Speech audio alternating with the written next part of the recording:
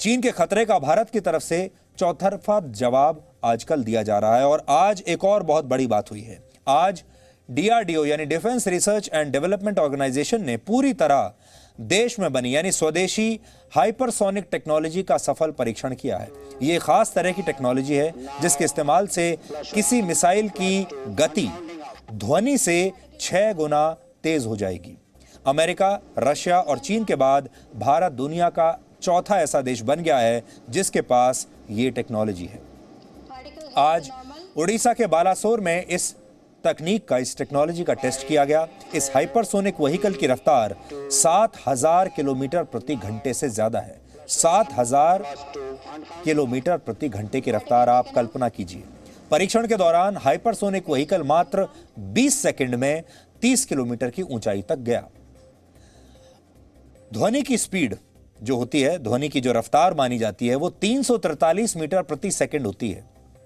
यानी कोई आवाज यानी कोई ध्वनि 1 सेकंड में 343 मीटर की दूरी तय करती है, लेकिन हाइपरसोनिक मिसाइल 1 सेकंड में 2 किलोमीटर दूर पहुंच जाती है, यानी ध्वनि से लगभग 6 गुना ज्यादा गति।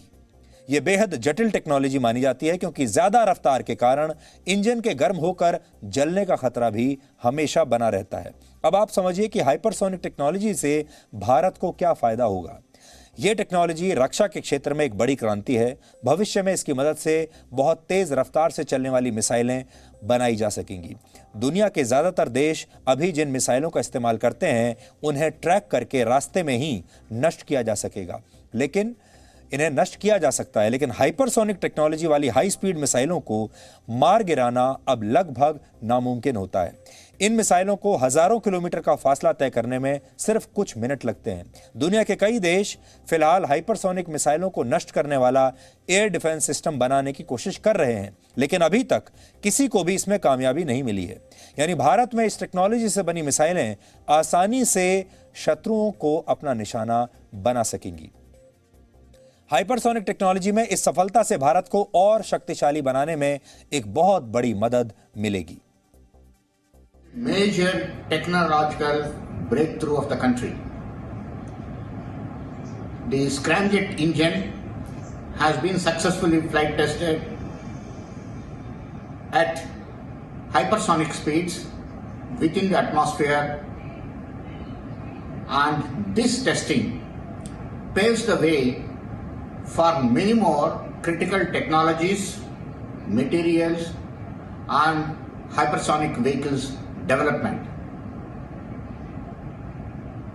This puts India in a select club of nations who have demonstrated this technology. आज प्रधानमंत्री नरेंद्र मोदी और रक्षा मंत्री राजनाथ सिंह ने डीआरडीओ के वैज्ञानिकों को इस अभूतपूर्व सफलता पर बधाई दी है। इससे पहले भारत और रशिया ने मिलकर सुपरसोनिक ब्रह्मोस मिसाइल बनाई थी। ब्रह्मोस मिसाइल की रफ्तार लगभग 3600 किलोमीटर प्रति घंटा है और हाइपरसोनिक मिसाइल की रफ्तार इससे भी दुगनी होगी, यानी 7000 किलोमीटर प्रति घंटा।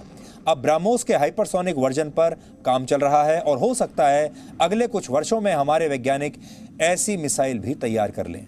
ये रक्षा के क्षेत्र में भारत की एक बहुत बड़ी कामयाबी है और ऐसी टेक्नोलॉजी बनाने में आत्मनिर्भर होना ही एकमात्र उपाय है भारत के सामने।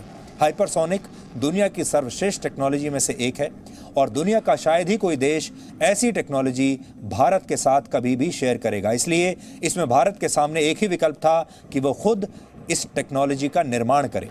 प्रधानमंत्री नरेंद्र मोदी ने इस कामयाबी के लिए डीआरडीओ के वैज्ञानिकों को भी आज बधाई दी है।